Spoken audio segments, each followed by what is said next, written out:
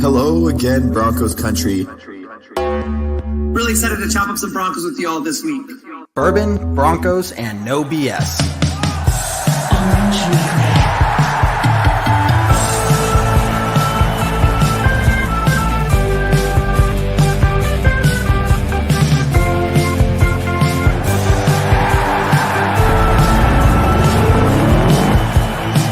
It is the time, your favorite time of the week. We're not for the Raiders, Chargers, or Chiefs. So grab your brews in your fantasy league. We got that blue and orange blood that you bleed. The most loyal fans there ever could be.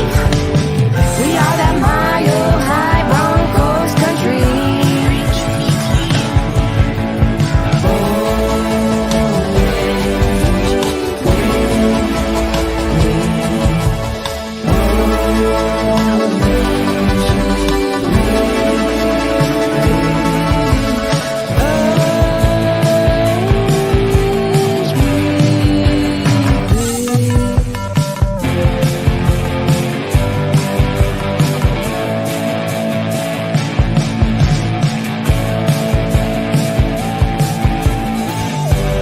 The Denver Broncos select Orange Weekly. Fans, brews, and Broncos news.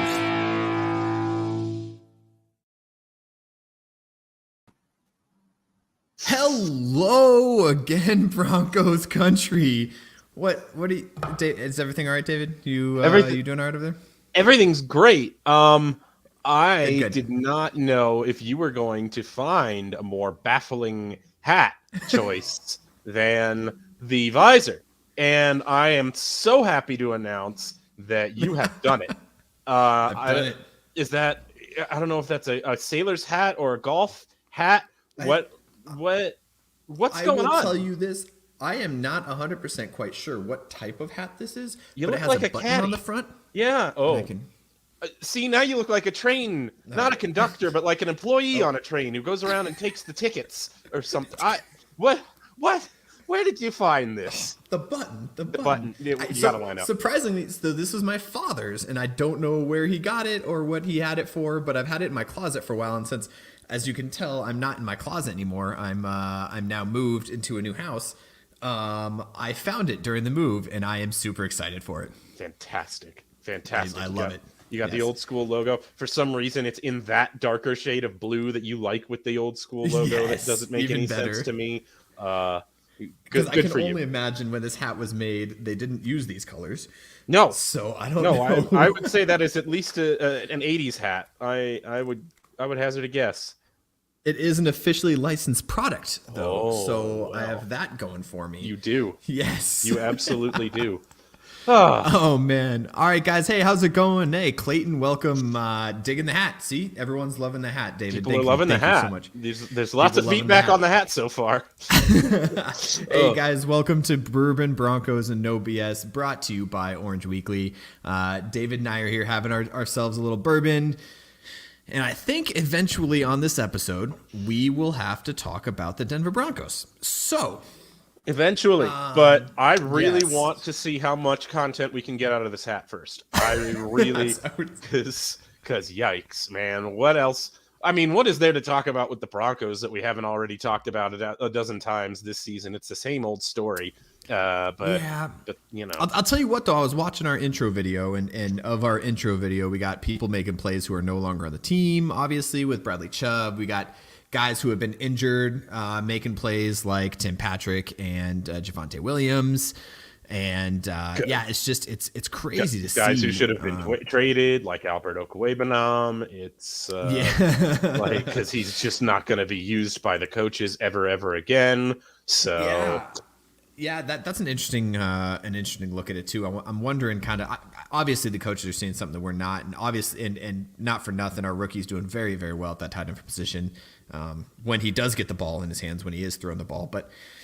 Yeah, I don't know. It's been an interesting outlook for Alberto Cuebanam, someone who preseason we were saying like, oh, he's got a quarterback, he's about to get all the targets, he's about to blow up. Like even when we lost Noah Fant, everyone was like, don't worry about it, we got Alberto, and he was the starter. I don't think he's seen number one snaps since. Right. I don't think he's been a game day inactive quite a bit.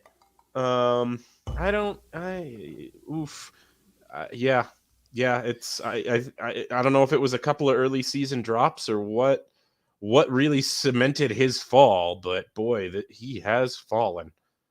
Yeah, it's funny. It's like he talked about like hold people accountable. I feel like he was the only one held accountable. I feel like there was a lot of people. There's continuing to be a lot of people not held accountable, but Alberto, you came down hard on Alberto. Good job, guys. Yeah. Will, I agree with you. So this is a funny comment too. Obviously, let's ride, but let's win a couple more games so that the more we win, the worse the Seattle pick is at this point. Like that's where we are in the season, David. We're in the part of the season of like, can we just get a couple wins so that like this trade isn't as bad? Because right now they have a top 3 pick, David. Yeah. There's top 3, and well, I mean, third is top 3, but third is. I'd like to have the third overall pick. That would be 1, 2, 3. Now wait a minute. One of those picks. Get out the abacus. Then you have a top 3. Where is it? Where is it? It's probably in the box somewhere. It's fine. It's just when we needed it the most. It's fine. So what you're saying is 3 is 3. I'm trying to wrap my head around that. But Clayton, he has a good point here, and this one's for you, Jared. Our linebackers did great against that Baltimore run game. They did great containing those quarterback legs. So great that they injured Lamar Jackson's legs, and that's not what you want. You don't want that to happen ever, obviously. But it was always when you looked up and saw a tackle being made on defense, it was like either it was like half the time it was either Alex Singleton or Josie Jewell. So how about that inside linebacker play? Yeah, I mean, they are the only ones that are still starting from the beginning of the season, so that's good. They stayed healthy. And, how about Justin Simmons with 2 interceptions, one of them big interception in the end zone? I want to be able to celebrate these things. I do, and then I remember, that celebration in the end zone led to a 3-and-out. Both times. Both interceptions led to a 3-and-out. Yep. And so, it's just oof. I and then look at the schedule. Oh, the Chiefs coming up next. That should be good. That's definitely everybody's gonna enjoy watching that.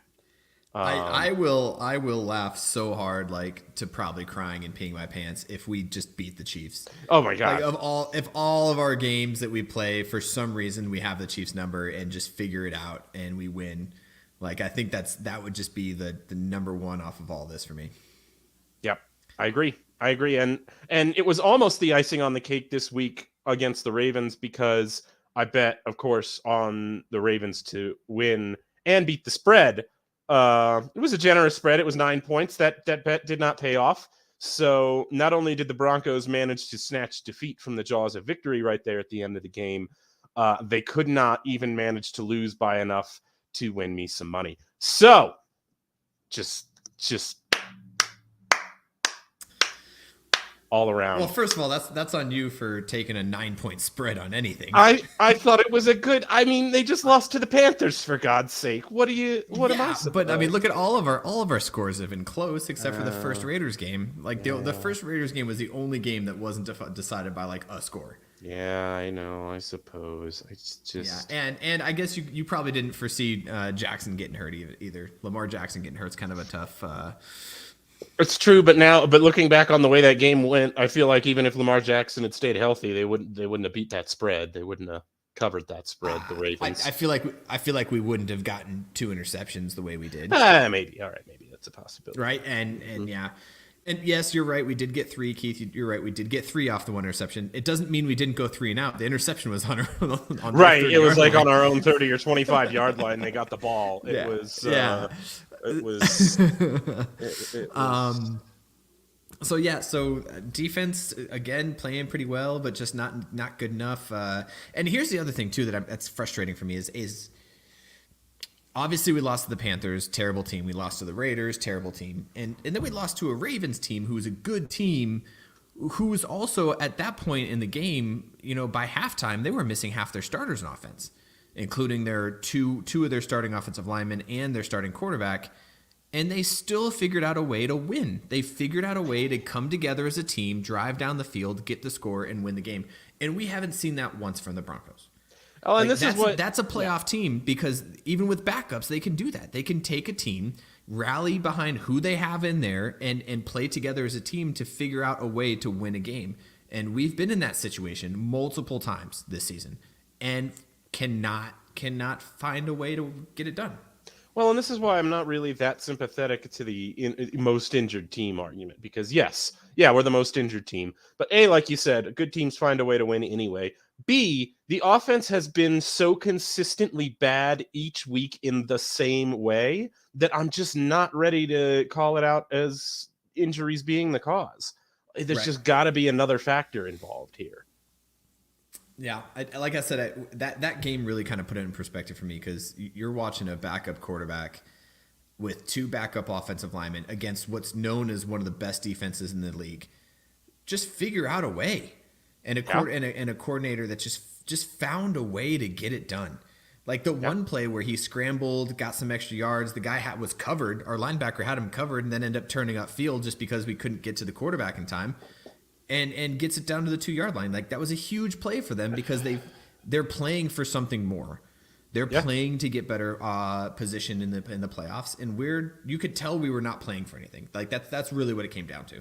You could just tell that we weren't playing for anything. Yeah. Yeah, that's it. I hate to say that, you're already on to next year, but that's what we're looking at right now. Broncos country, you're at 9 losses and, I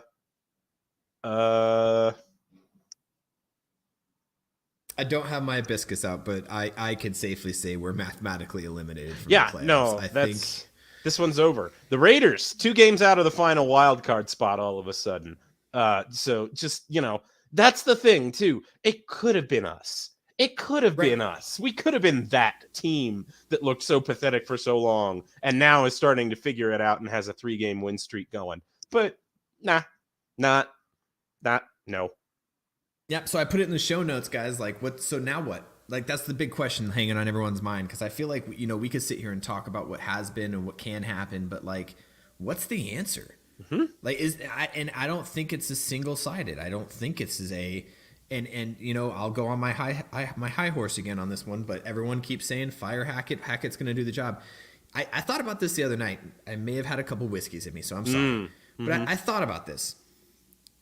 We love our players. We love our coach. We love our players, right? We can never say that anything's wrong with our offensive line. We can't say anything's wrong with we could be, but at what point do you realize that we've had 3 head coaches and 7 offensive coordinators since Manning, and not one time have we been successful.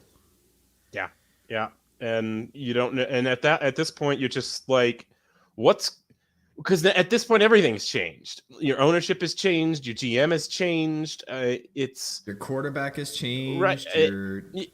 So where's what are we doing?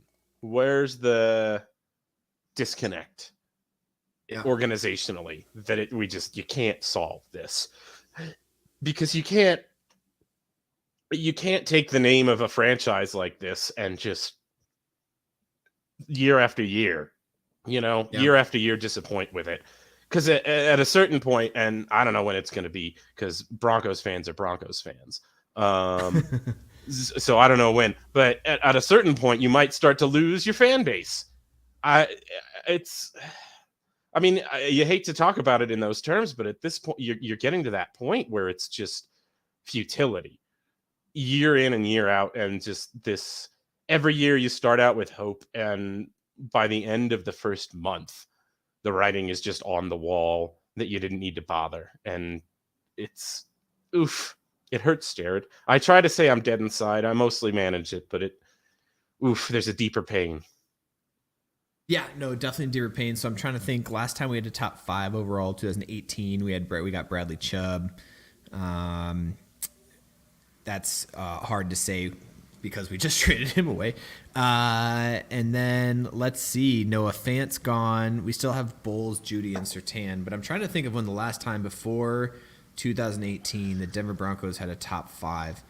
Like it's just sad to look at, seeing where we've come and where we've been and seeing where we're going. Yeah, it is. It's just difficult, and I'm gonna bring up this. There's a couple people in here. I'll come back to some of your guys's, but I do want. I want to get to Sean's comment because I feel like Sean, this is right up your alley. This is exactly what I've been saying the whole time, Sean. So I definitely agree with you. Hackett has the worst luck. Feel bad for the guy. Everything that could go wrong has. Give him one more year, build chemistry, get healthy for a year for everyone to adjust. Yeah, and this goes back to your comment too, David. Like Broncos country is not going to be patient ever with anybody. But yeah, I do think Hackett has kind of gotten a bad rap for a lot of the things he's done. And so here's the other one too. And let me throw this out. This is part of that bourbon infested rant that I was going on. Love it.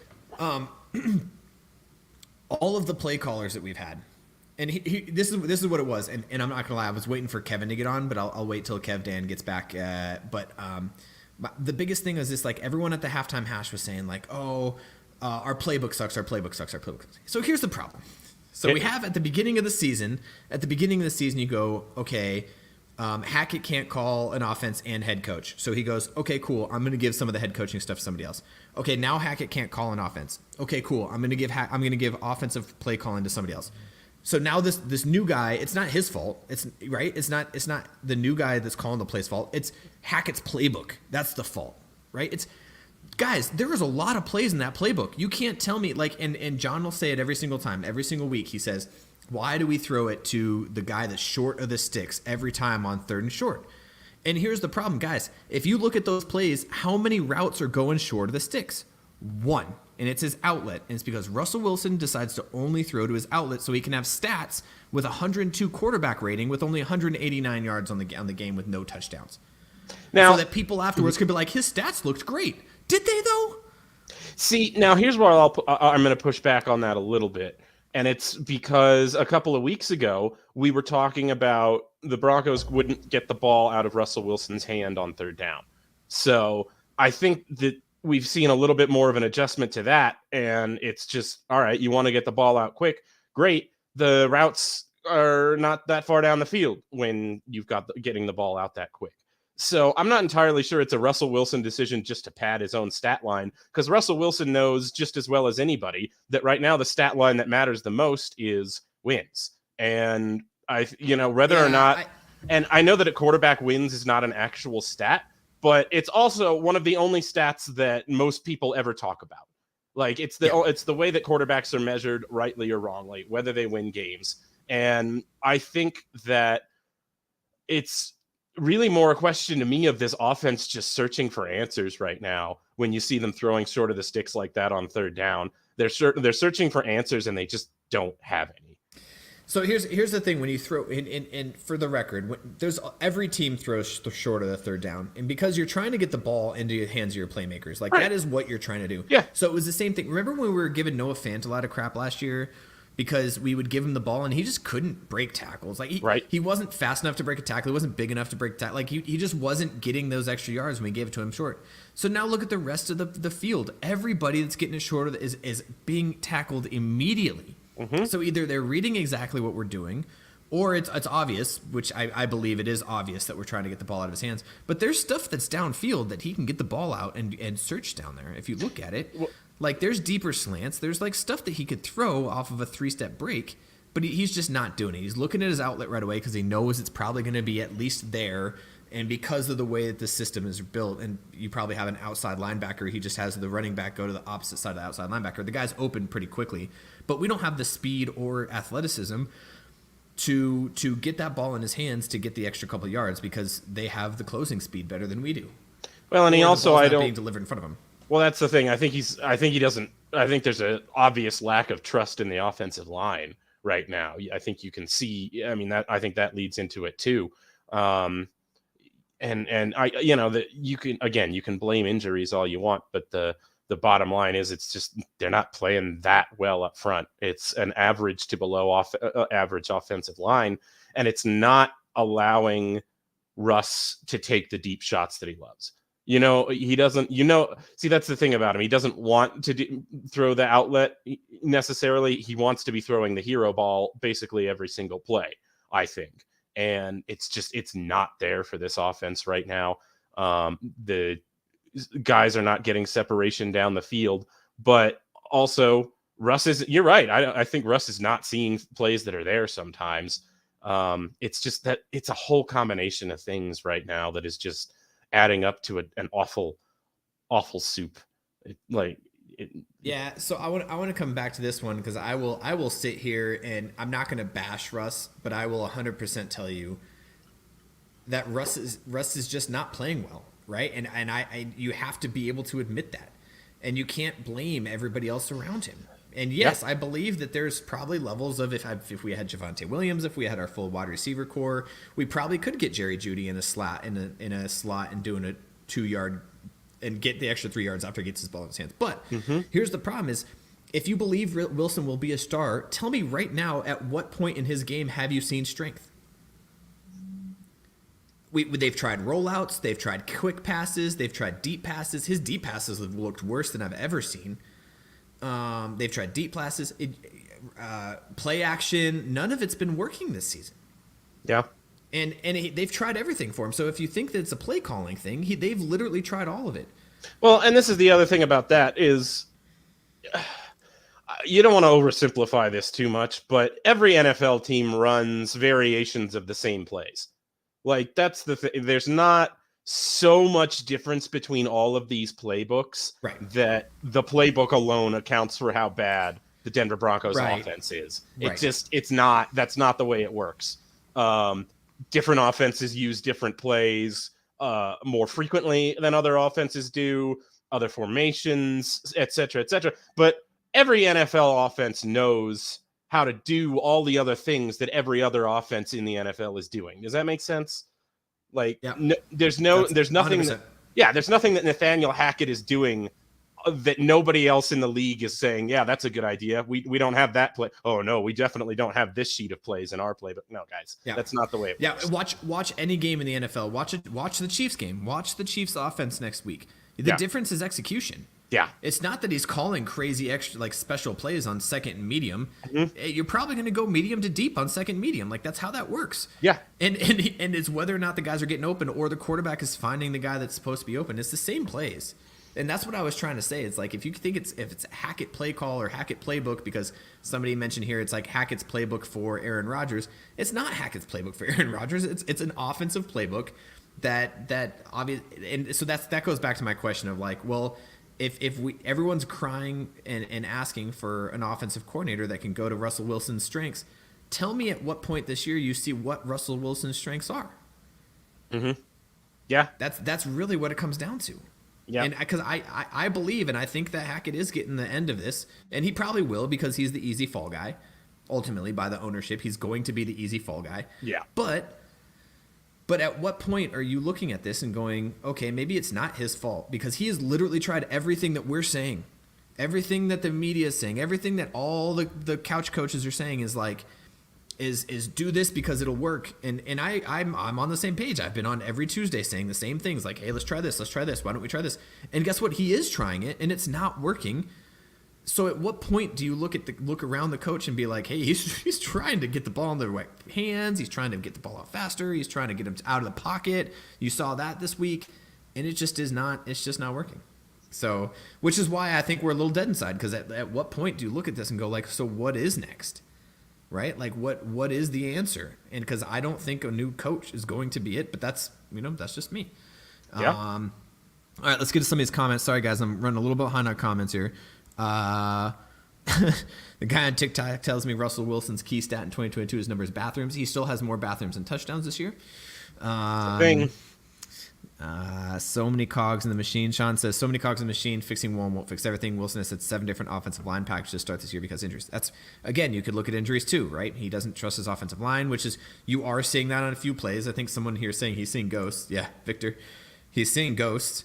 And that those ghosts are because he doesn't know who's going to come from where, because he doesn't know who's on his offensive line half the time because it's changing every time. Yeah.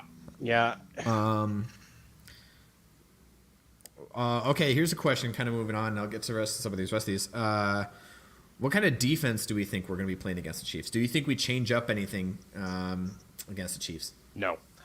I think Ejiro Evero knows what his guys are good at. And what they can do. I think that's what you're going to see the Broncos do. I think it's going to be more of the same. Probably a lot of man coverage on one side of the field, zone coverage on the other side of the field, and rotating safeties so that Patrick Mahomes doesn't know which is which until the last possible moment. I think it might be easier for the Broncos to play that style of defense this time because the Chiefs don't have Tyreek Hill. And we'll talk about this more if we do a pregame podcast this week. Not sure yet. We'll find out. But the not having of Tyreek Hill, and the Chiefs still have a lot of good offensive weapons. I don't want to go out and say that the Chiefs offense is just off the rails this year, because obviously they're not. They're still incredibly effective. They still have Patrick Mahomes, who is a top 2 quarterback in this league, if not top 1. And, Sky Moore, Juju Smith-Schuster, it's not, the most impressive roster of names in the NFL, but they go out there and they get the job done every week. And they manage to score 25-plus points more often than not, which is not a number the Broncos have achieved at any point this season. So I don't think we're really in a position to cast aspersions about their offense too much. That being said, back to my original point, without Tyreek Hill, there are things that this offense cannot do that it could do before. It cannot take the top off of any defense in the NFL, no matter what personnel they have back there, just because their guy can beat your best guy one-on-one in most situations. They don't have that guy anymore. So I think you're going to see the Broncos do a lot of what they've been doing. You're going to try and eliminate the deep ball because Casey still loves to throw the deep ball. And they're going to play really good red zone defense. And then we're going to see the Broncos offense squander a really good defensive effort that will probably last through 3.5 quarters. And here's my thing, though. You know what's going to kill us is the deep crosser. Deep crosser. That kills this defense every single time. I wanted to get your thoughts about that because I didn't, obviously it's the Ravens operating with a backup quarterback, so you don't ask him to do as much. But, I mean, did you see the Broncos try to adjust to that at any point in this game, or did you see the Ravens try to take advantage of that at any point in this game? I want to say that the Justin Simmons interception was a deep crosser, wasn't it? The first one? The first one, I believe you're right. I think it was. It was because they did attempt it, and I think Justin Simmons jumped onto it. Now, granted, you're looking at this game, and you're probably expecting that Lamar Jackson's going to be throwing the ball, and that guy can make those throws. Sure. Unfortunately for him, who was the backup quarterback? I can't think of his name right now. Brett Hundley, I believe. Hundley. Yeah. Unfortunately for Hundley, he just didn't deliver the ball on time. But if he would have delivered that ball on time, he probably gets that catch. He doesn't score a touchdown. Justin Simmons right behind him, but I think he gets that catch. Yeah. And that's something that having Justin Simmons back in this offense or in this defense, I think is maybe an understatement, but we missed him more than I think people saw. Yeah. And I think it took him a little bit specifically on that kind of stuff. I think it took him a little bit of time to readjust to the game speed, but I think he's back in full form now. And Justin Simmons loves picking off Patrick Mahomes, so that's a thing that he's done very well in his career. So yeah, that matchup at least should be interesting. Yeah. Okay. I'm going to get some of these comments. I saw a couple that I just, as I'm thinking about it, because this is on my end too. Keith, I'll come back to your guys' other comments here in a second, but Keith, this is my thought process too. I think tight end Kelsey is going to have a great game. Unfortunately, it's going to be hard to be able to stop him with the way that we do our package, because we We do clear out the middle quite a bit sometimes.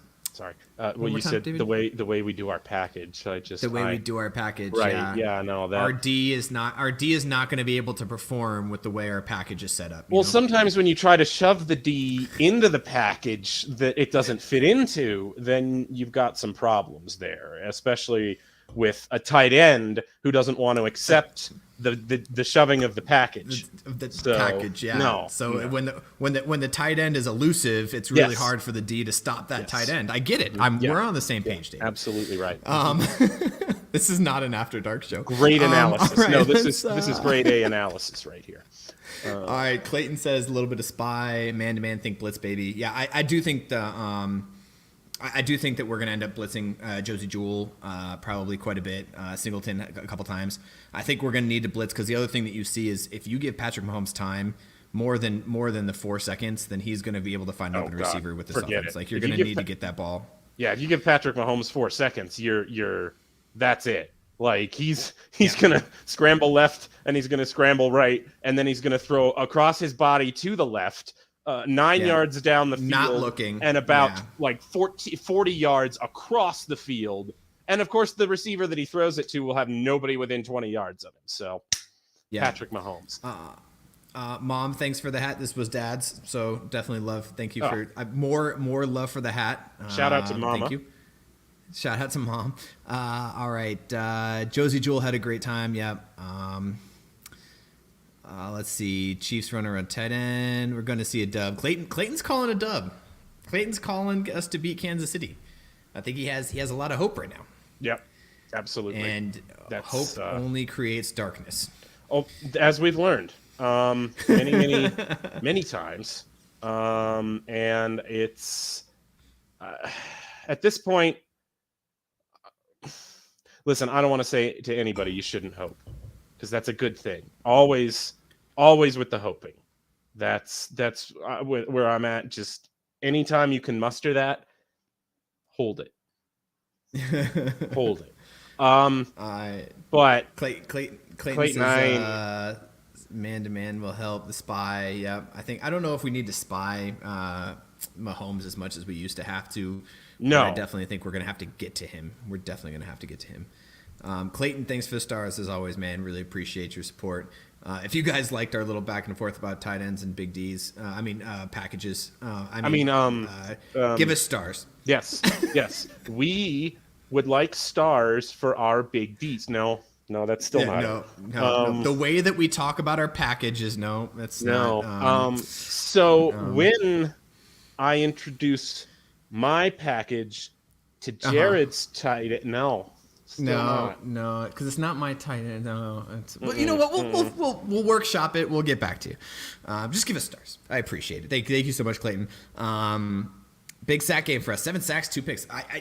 I really hope we get the sacks. I think that's another thing that we're lacking, even in this Ravens very depleted offensive line. We just weren't getting the pressure that I thought we wanted to. We got it a few times, but there was a couple times, especially on that last drive. And don't get me wrong, I know that defense was exhausted. Very, very difficult to stay out on that field for that long, but we just were not getting pressure when we needed it. And I'd like to see 7 sacks, at least pressures, right? Those interceptions, especially with Pat Mahomes, the one thing that we've seen, the interceptions come off pressures. We have to pressure him into throwing a bad ball or just throwing it when he doesn't want to. But if we let him sit there and throw it when he wants to, it's going to be a long day for us. Yeah, absolutely. What else do we got? I mean, and we'll probably see. Yeah, that's it. I think we're going to play a really good defensive game against Mahomes for, like I said, 3.5 quarters at the very least. It's just, I think we're going to see the same old story happen again. No scores from the Broncos offense or no touchdowns, and it'll be, they'll have 9 points on the board by the end of the third quarter, and the Chiefs will find a way to break it open and score a touchdown or two in the last quarter, and then it won't be particularly close. Yep. I'm trying to look up, David, you said the spread for you was 9 points. Huh? Mm-hmm. You took against the 9 points. Yes. Let's see. Kansas City, 9.5. 9.5 in this game. What are you thinking? I like the Chiefs' chances to cover better than the Ravens, but I still, I'm. It's another stopping point for me in my gambling for the year. That was my last $5 that I spent betting against the Broncos on my DraftKings account, and that's all I got for the rest of the season. So I'm out. And I swear, if I put money on this game against the Broncos, this would be the game that they finally end up winning. So, yeah, no, I'm good. Well, there it is. 9.5 points, over under 43 points. Money line is plus 320 if you take the Denver Broncos on the money line on our one and only DraftKings Sportsbook, which is an official sports betting partner of the NFL, which is, for the record, my go-to when we're betting on NFL this holiday season. A couple of the same game parlays. There's a lot of really cool options in there. You can turn on this little button here. I'm not sure if you guys can see this. Turn on this little button. Gives you the same game parlays for the Kansas City Chiefs, Denver Broncos, over under different options. Quick same game parlay. You click that button, it'll give you Kansas City Chiefs money line, Kansas City Chiefs first quarter 3-way, and under 43 points, which I actually kind of like that one if you guys want to take that one. Right now, if you sign up, new customers can bet just $5 on any NFL team to win their game and get $150 in free bets if they do. Again, you got to be a new customer. So check this out. Right now, everyone, regardless of new customer, everyone can up to 100% boost with DraftKings stepped up same game parlays. That's that little check mark I told you, the same game parlay, stepped up same game parlays. Go to DraftKings Sportsbook app, place the same game parlay, and combine multiple bets, like which team will win, if you want a player prop, if you want to take over under yardages. I think Dolce's been killing his over on the yardages, so he might get a little inflated today, but I'll leave that to Raymond to tell me more about that. The more legs you add, the bigger the boost and the bigger your shot to win big. So go on there, take those options. This is what we need you guys to do. Download the DraftKings Sportsbook app right now. Use promo code TPPN. Place a $5 bet on any NFL team to win their game and get $150 in free bets if they do. Only at DraftKings Sportsbook with code TPPN. Minimum age and eligibility restrictions apply. Please check out the show notes for more details. So, what do you think, Dave? You're not going to spend that money on that same game parlay this week? No, I think I'm done with the same game parlays this season. I'll tell you why. My betting strategy is to go outlandish. I like to add one more bet than is reasonable to these same game parlays to just make the payout like ridiculous on a really, really small bet. And then, of course, what happens is I am stuck waiting on the last two legs of this parlay, and then the last the second to last one I clear that, but then the last one I'm in denial for the final seconds because there's no possible way that I could win it, but I'm just at the last second I'm like, man, if I win this, I'll win like $40 on a 40-cent bet. I could do it still, and it's not good for my health, Jared. It's not good, so I'm gonna step back.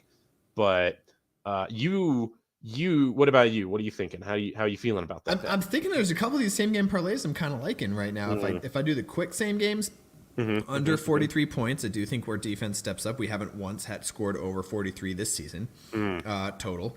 Under 9.5 total points in the first quarter. I think our defense is good enough to be able to stop at least the first quarter. And Denver Broncos leading at half. Oh, that's a spicy. I had you up to that, didn't I? That's See, that's exactly the last one that I'm like, yeah, I'm going to add this one. Yeah, this is the one that's going to get me. That's the one that breaks your same game parlay right there. Denver Broncos leading at the half. There's my prediction for you. With that, if that's your same game parlay and that's what hinges on it, that's what's going to break your parlay this week. That's gonna be the break. All right. Well, absolutely. Yeah, absolutely. See, Clayton disagrees with me, but Clayton, I'll tell you what, Clayton, you put 50 cents on it, and I'll put 50 cents against it, and we'll see who comes out the winner of like 45 extra cents at the end of the day. It's plus 700, so that 50 cents will get you. My math is terrible. But $3.50, I believe. $3.50. So. Yeah, that's a pack of gum somewhere. It's an extra. Yeah, it's several packs of gum somewhere. When was the last time you bought a pack of gum? Yeah, it's been a minute for me too, but I'm almost certain that it's less than $3. It better be. Good lord. Anyway, anything to keep talking to about anything but Denver football? Here's a question. Keith asks, when do we think Gregory comes back this season? I mean, maybe. The Gregory signing bums me out, and I get why you did it. If you're George Payton, but it's, you picked up a player who had 0 to 1 full healthy seasons outside of his suspensions, and the suspension stuff that didn't bother me. He was never suspended for like beating up anybody or pulling a gun on somebody or anything like that. It was marijuana stuff, and I'm all That's people. Why you're okay with yeah, it no, I can't possibly be judging people for the marijuana. But the injury history was troubling, and it unfortunately has turned out that way, that just he can't stay on the field. And that's the thing, he was so good early in the season. He was winning one-on-one matchups. He was making it more possible for the Broncos to win with a 4-man pass rush, which just helped tighten things up on the back end even more. And so to bring all of that around to the actual question, which was, do I think Randy Gregory will be back this season? Guys, what else do we have to talk about here, really? Bringing it back to the actual question, maybe, but I'm also not going to be that heartbroken if he isn't, because at least then you're healthy going into the off season for sure, and you're fully healed up going into the next season. And I mean, I just don't see any. What's the reason to rush Randy Gregory back? I don't think we rush him back. That's for sure. Even to like, I mean, if he's 100% healthy, he should be playing. But if he's not 100%, what's the compelling reason to put him out on the field right now? I mean, at this point, what's a compelling reason to put anybody out on the field right now?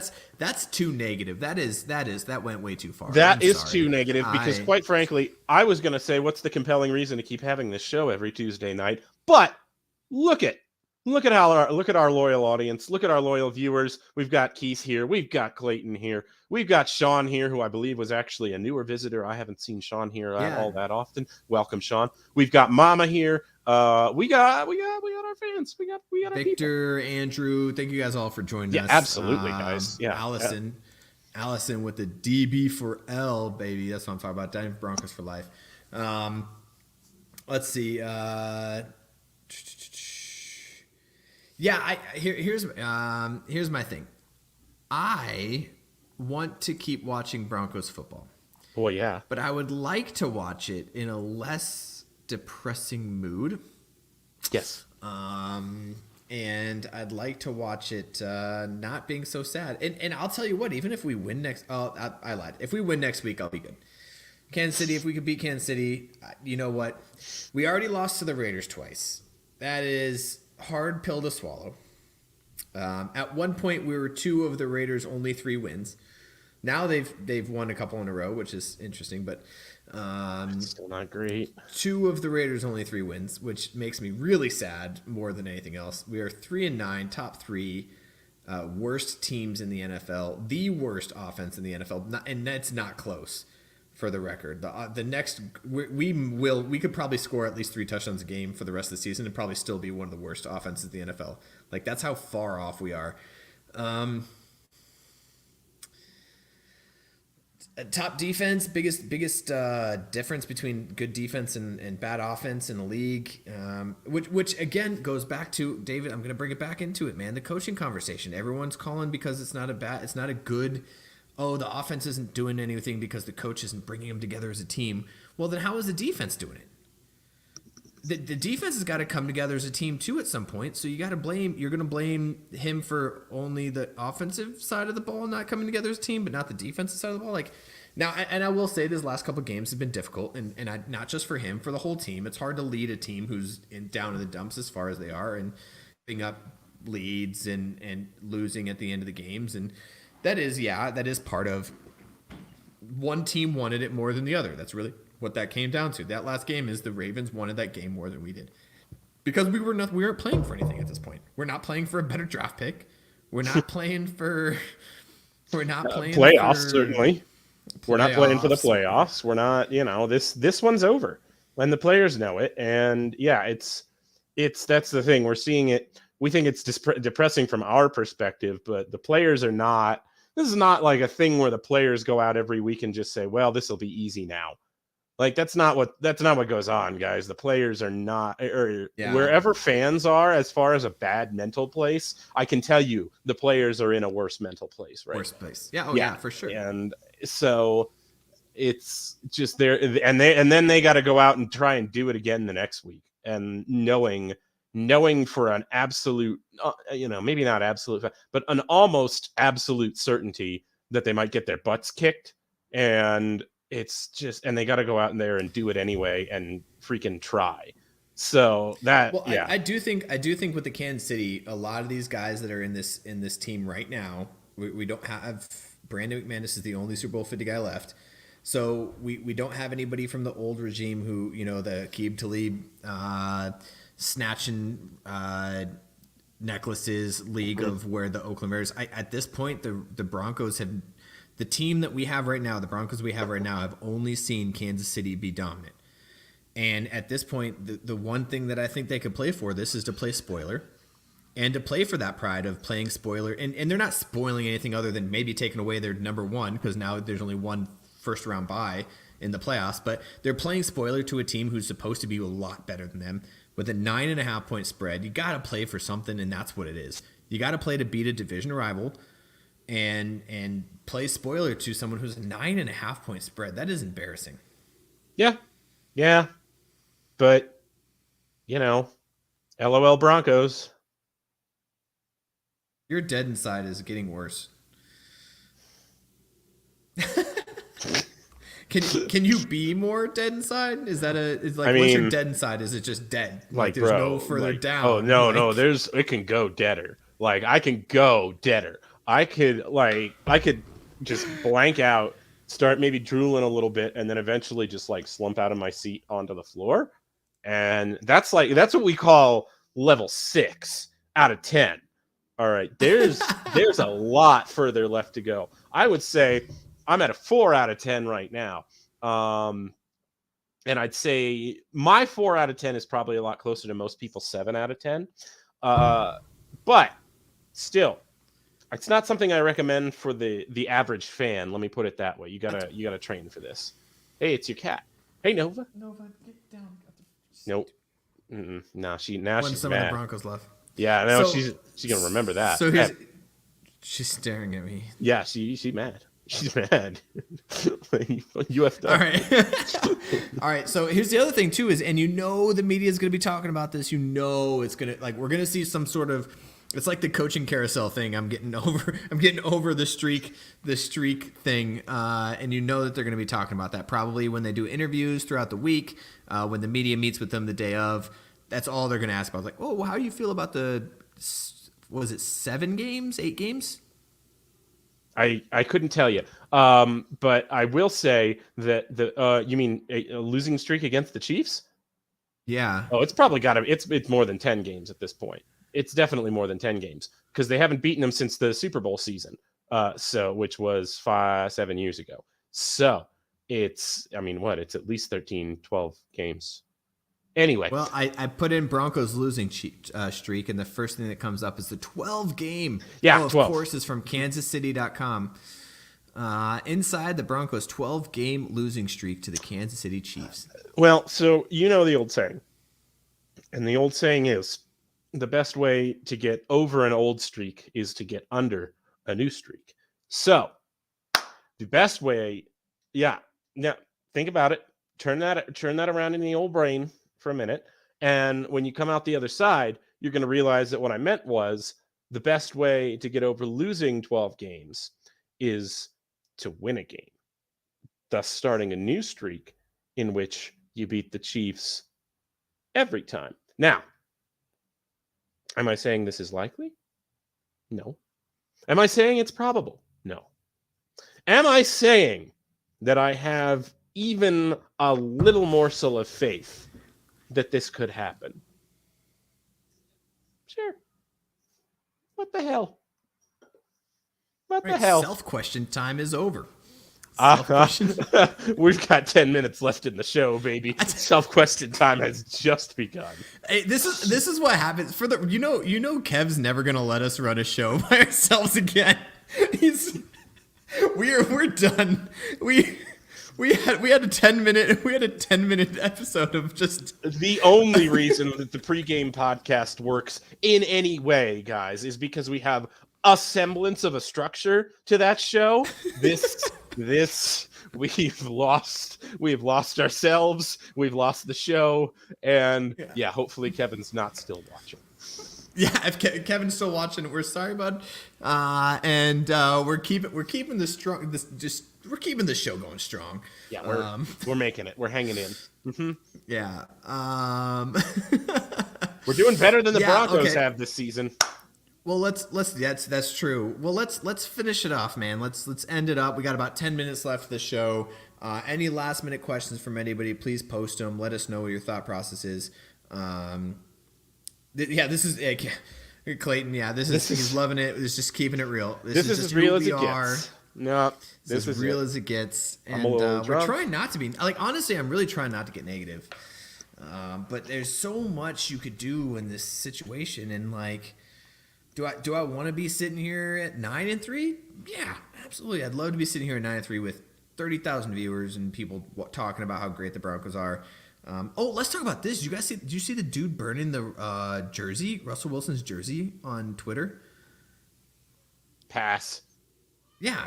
I feel like at some point you're looking at some fair weather fans, right? That's got to be a. This is the thing to me, guys. Burning your jersey, I guess that makes for a really great video that'll get you 50 to 60 likes on Twitter. But you paid for the jersey, so the NFL, you're the guy out $150, right? $30, right. Russell Wilson is going to get his royalty check from you, no matter what you do to that jersey. Once you buy it, you can burn it. Great for you, I guess. I just never understood it. Never will. Yeah, I have. I was looking through my. We just got 2 new jerseys in. We got a Pat Surtain and a Javonte Williams jersey that we ordered special. Nice. And so I'm super excited about those. But I was looking through my closet. I got some DT jerseys. I have a Lindsey jersey.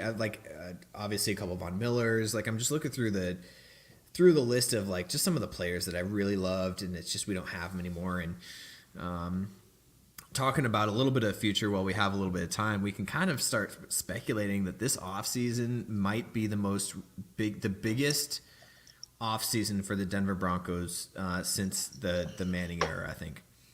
I think there's going to be a lot of player changes. I think there's going to be a lot of trade bait going out. And I think that there might be a level of we got to start from scratch. I think you're right. And I also think that I hate that. And I do too. Because we say that, it feels like we have literally been saying that for the last few seasons. And then last season especially, we were like, okay, but this season we mean it. And no, I think here's the thing. I think what we've been saying is that we need this, or we need this, or we need to strengthen this. There's never been we suck. We suck across the board. You cannot pinpoint a single point of failure on this team. In the past, we've been kind of pinpointing, right? We need a new coach. We need a new quarterback. We need a new offensive line. We need new a defensive edge. We need whatever it is. We've always identified the individual needs. We've never sat here and been like, we're kind of screwed across the board. Yeah, we're bad. We're bad. Yeah, so we are in a level of clean slate. Here's the problem for me though, and I've been the biggest, and I hope he proves me wrong, guys. I want to say this for those of you still watching the whole episode. I've been talking bad about Russell Wilson's play. I hope the best for the guy. I hope next year he does come back and he plays the greatest game he's ever played before. But I'm also a realist and understanding that we have this guy for the next 4 years. We're tied to a guy who I think right now is the reason we're doing so bad offensively. And we're tied to him. we can't do anything but keep him. We're tied. Realistically, for at least 2 more seasons, guys. Like that's probably maybe even 3, but realistically, there's just don't expect that to go anywhere anytime real soon. I don't think. Maybe some of you guys are right. Maybe we get a new coach who goes to his strengths, whatever those are, and we end up figuring it out. I will say, I think with Javonte Williams, we have a couple more wins in the win column. If we had Javonte Williams still healthy, I can say that pretty good. Like even against the Ravens, you saw us running a lot more successfully, driving the ball for the most part. But I do think if we have Javonte Williams in this lineup, I think we have a better team. And there's a couple times that we scored when we don't think I would have. And there's a couple at the beginning of the season that we probably could have won with better play calling and better coaching. But the guy's learning. He's in a good spot. I think we need to be patient with him, but I don't think the rest of the world will. Precedence has been set, but for how long Denver Broncos hire coaches, but we have a new ownership group, so we have no clue what they want to do this offseason. That's the other thing. What is Rob Walton and Danica Kirkpatrick and who's the race car driver guy? What's his name? The Formula One driver, and then Condoleezza Rice and all Greg those Henner? guys, whoever, all those guys, whoever they are, what are they wanting to do? What do they want to do? Where do they want to go with this team? I also saw good news on this. Is I saw that we are also top 10 in sold out games and attendance. I think 100% attendance in games. So that's at least Broncos country goes strong, regardless of we're third worst in the league. Neat. I hate you sometimes. Yeah. But I can tell that smile means nothing. Yeah. You are faking a smile. You should know it by now. You've seen it plenty of times. Yeah, that tracks. I have disappointed you enough to understand that smile means nothing. And yet here we are, buddy. Yep, here we are.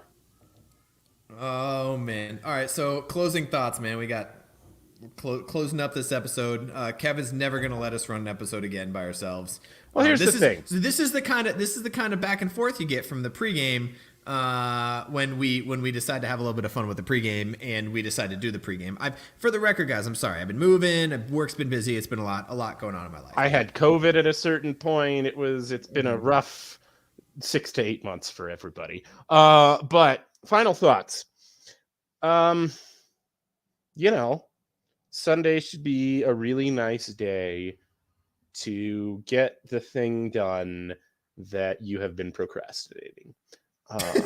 If you haven't put up that Christmas tree yet, or if you're still waiting to rake up the last of those fall leaves from your yard, or something.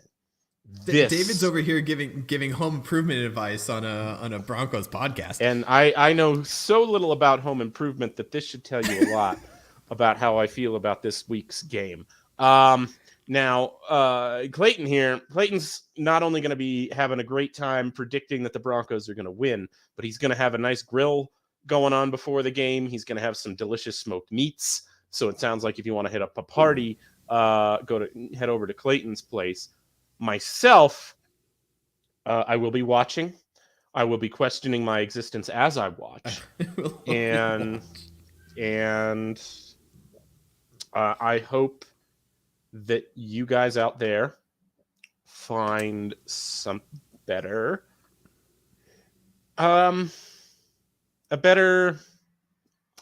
maybe not better, a less emotionally damaging use of your time. That's what I hope. That's a good point. Less emotionally damaging. Yes. So obviously we were flexed out of the night game, but we're still in the afternoon, so that's good. I'm tired of the morning games. Right. I feel like we've had a lot of morning games this year. Enough morning games. Yeah. Yeah, flexed out of the night game for the Dolphins Chargers. So that's cool. Neat. Not sure why that's. I mean, Dolphins are 8-4. So I can't. The only measure that I'm going to measure it by is that a better game than Broncos Chiefs that week? And the answer is certainly yes. So yeah, the answer is definitely yes. Yeah, so absolutely. Yeah, I'm not going to go too far into why Dolphins Chargers, but yeah. Go ahead. Yeah, so looking at this, Texans are 1-10-1. So wait, when did they tie? The Colts, like week? 1. No, I think it was like week 1. Week 1. Yeah. Oh, there was a tie last week. It was Commanders Giants. I knew there was a tie last week. Yeah, Commanders Giants got the tie. Good job, guys. Really, really nice work. Let's see. Back Who to else is as bad as us. Oof. Don't. Not I mean, the that's Panthers. They beat us. You want to open that box up, doing really? okay.